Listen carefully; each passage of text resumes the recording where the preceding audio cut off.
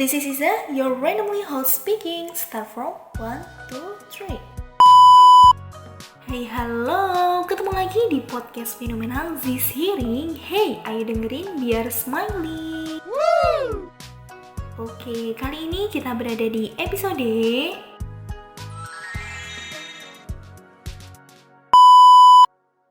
seperti biasa, pada setiap episode retro aku bakal membacakan sebuah karya dari sastrawan di Indonesia. Nah, di episode kali ini aku udah mempersiapkan satu cerita pendek dan satu prosa dari buku berjudul Filosofi Kopi karya sastrawan terkenal kita. Siapa lagi kalau bukan D.E. Lestari. Jadi, karya-karya dari D.E. ini sudah banyak diadaptasi menjadi film layar lebar. Contohnya ya seperti ini nih, Filosofi Kopi, Perahu Kertas, Recto Verso, dan masih banyak lagi. Oke, daripada basa-basi, yuk langsung aja happy listening and check it out.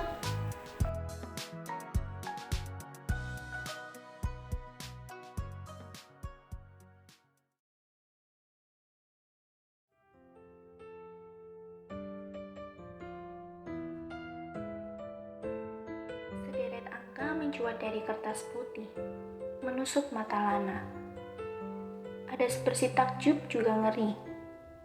Seberantak angka yang susah dihafal, mampu membongkar kenangan usang dan memberinya makna baru. Dia yang baru, aku yang usang.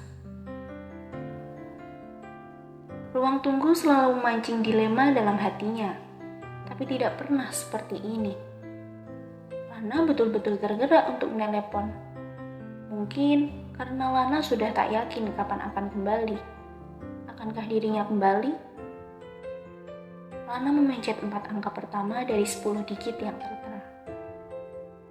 Dadanya berdegup kencang sampai sakit rasanya. Bibirnya bergetar resah mengantisipasi. Begitu terdengar nada sambung nanti, Lana siap berekspresi layaknya pose untuk berfoto yang terakhir kali.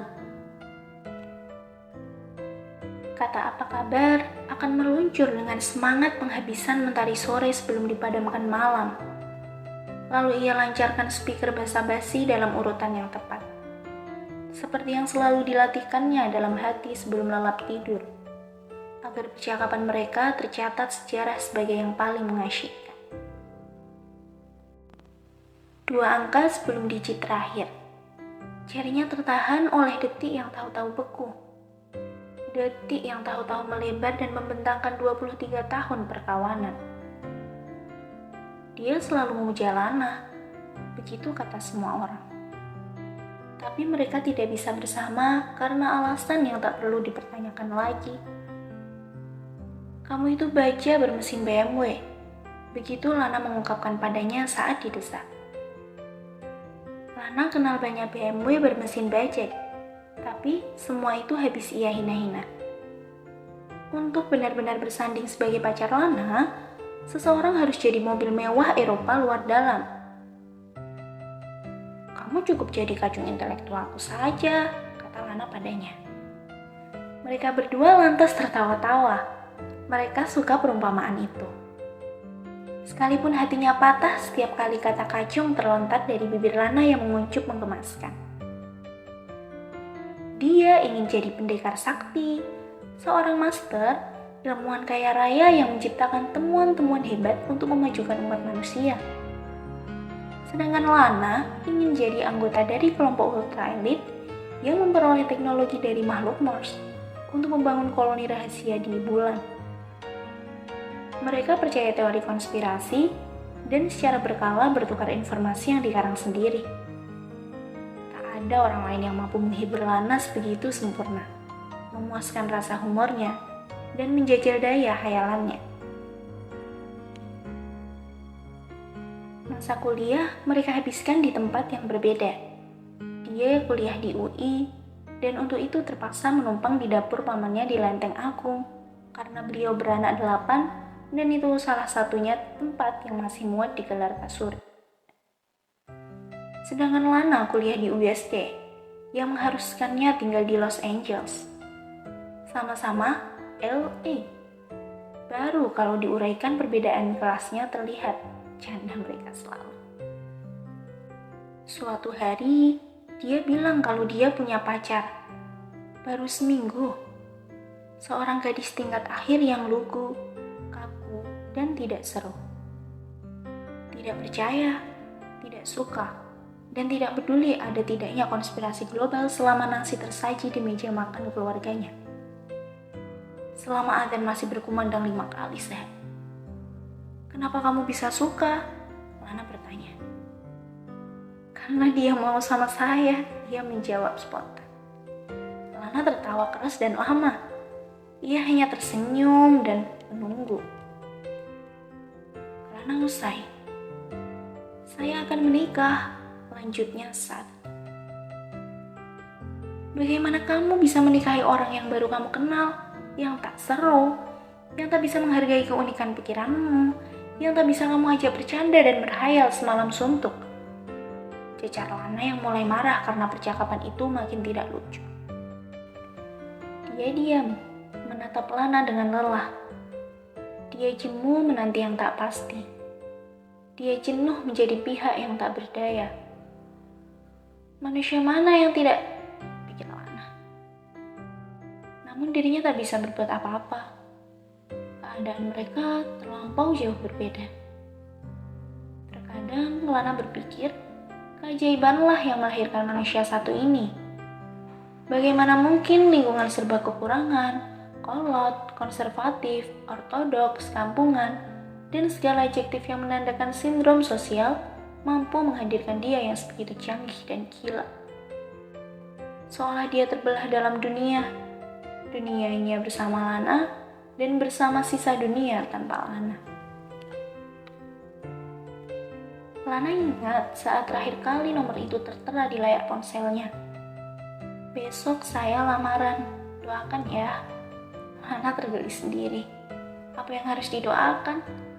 Hidup berjalan sesuai kontrak yang disepakati antar roh sebelum terlahir jadi daging ke dunia. Apapun yang terjadi bukanlah keberuntungan atau kesialan, melainkan eksekusi kontrak belaka.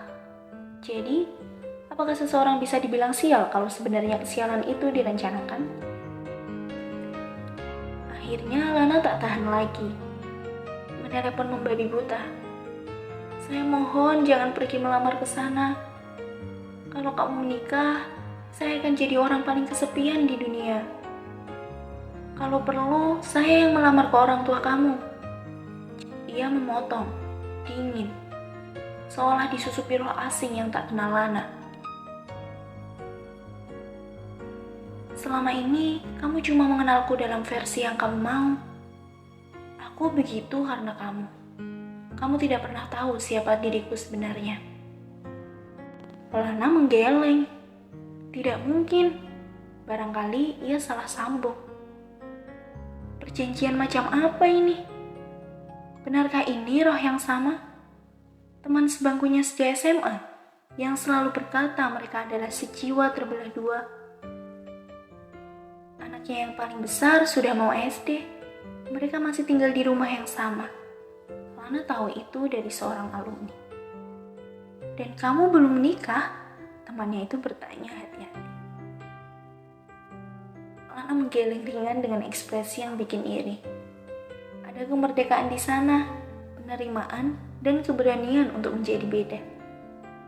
Sejak dulu, Lana punya itu semua. Teman-temannya membatin. Bergaul dengan Lana seperti hanyut dalam air sejuk. Tapi kesejukan itu lama-lama menjadi dingin yang mengintimidasi. Temannya pun permisi pergi, meninggalkan Lana yang kehilangan belahan jiwanya pada reuni akbar, pada saat jiwa-jiwa yang terpisah seharusnya kembali bertemu. Suara sintetik bernada tinggi menggema di ruang tunggu yang lengang. Tombol terakhir dipencet sudah. Aku mencintaimu, tidak akan berubah. Tombol merah yang Lana pilih menghapus ke-9 digit angka pada layar ponsel yang menyala biru. Seorang perempuan berseragam menghampirinya. Bapak Maulana, mari saya antar ke pesawat. Lana tidak terburu-buru. Tangannya bergerak pelan dan hikmat. Pesawat itu pasti mau menunggu seorang pesakitan untuk melipat dan menyimpan secari kertas ke dalam dompet. Sebagaimana kertas itu sudah terlipat dan menunggu bertahun-tahun di tempat yang sama. Lalu Lana beringsut hati-hati ke kursi roda yang dibawakan khusus untuknya. "Tidak apa-apa, Pak," petugas itu bertanya saat melihat mata Lana. Lana tersenyum tipis, ringan, ekspresi yang memancing rasa iri. Ada kejujuran di sana, kepasrahan, dan keberanian untuk menjadi beda. Namun ada juga bulatan air menyerupai angka 0 yang menyembul di pelupuk mata. Lana menghancurkan bulatan itu dengan punggung tangan. Tidak apa-apa. Selesai.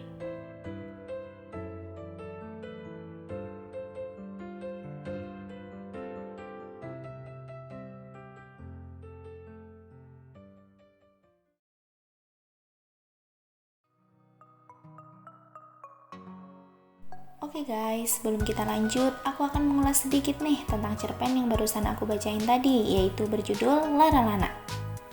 Di dalam cerpen berjudul Lara Lana tadi, tokoh utama bernama Lana dikisahkan mempunyai hubungan pertemanan dengan seorang pria semenjak di bangku SMA. Nah, singkat cerita ya, Lana itu sangat mencintai pria tersebut sampai tidak mengenal waktu dan usianya sudah tidak muda lagi. Namun kenyataan yang terjadi, cinta mereka itu nggak akan pernah bisa bersatu di pelaminan dikarenakan beberapa hal diantaranya materi dan satu lainnya. Menurutku ya, penceritaan cinta menahun yang dialami tokoh Lana tadi digambarkan secara apik, namun kurang detail juga sih. Dan sampai saat ini pun di awal-awal, aku belum menemukan ada sebuah kejanggalan dari tokoh Lana dan merasa ini cerpen itu agak familiar. Kenapa? Karena menceritakan tentang kisah percintaan kawanan SMA sampai udah lulus gitulah ya. Nah, tapi guys, aku tuh udah mulai terperangah sendiri ketika membaca akhir cerita berupa dialog antara Lana dan tokoh lain yang memanggil Lana dengan sebutan Pak Maulana. Jadi, selama ini Lana itu sama dengan Pak Maulana, yang artinya Lana adalah seorang pria. Padahal tadi di cerpen diceritakan bahwa Lana itu mencintai seorang pria. Jadi guys, ini adalah kisah percintaan sesama jenis. Wow, gak terduga banget sih. Kejutan di akhir cerpen D ini terbilang spontan menurutku. Gak terduga sebelumnya karena dari awal sampai akhir cerita gak ada tuh indikasi penceritaan bahwa Lana adalah seorang pria. Tapi, aku baru paham mengenai satu hal lainnya yang belum dijelaskan tadi, mengapa Lana dan pria itu tidak bisa bersatu. Ya ternyata mereka itu sama-sama laki-laki. Dan aku juga jadi teringat, tadi di pertengahan cerita ada kalimat seperti ini. Dia selalu memuja Lana, begitu kata semua orang. Tapi mereka tidak bisa bersama, karena alasan yang tak perlu dipertanyakan lagi. Nah guys, kan ini menurutku sus banget ya. Ternyata plot twist bingit. Cukup mengesankan sih penceritaan dengan kejutan seperti ini. Bisa membuat pembaca seperti aku shock sambil bergumam kayak, wow, gak nyangka banget ternyata Lana itu adalah seorang cowok toh. Jadi ingat lagunya The Virgin yang judulnya Cinta Terlarang. Mengapa cinta ini terlarang saat ku yakini kaulah milikku. Oke, lanjut ke dalam sesi pada episode retro kita, yaitu reading kutipan prosa berjudul Spasi sekaligus sebagai closing podcast sesi ring hari ini. Aku Liza, minta maaf kalau misal selama menemani kalian tadi ada kata yang kurang berkenan di hati sobat sekalian. Minal aidin wal faizin ya, mohon maaf lahir batin. And the last, happy listening and see you next time. Bye bye.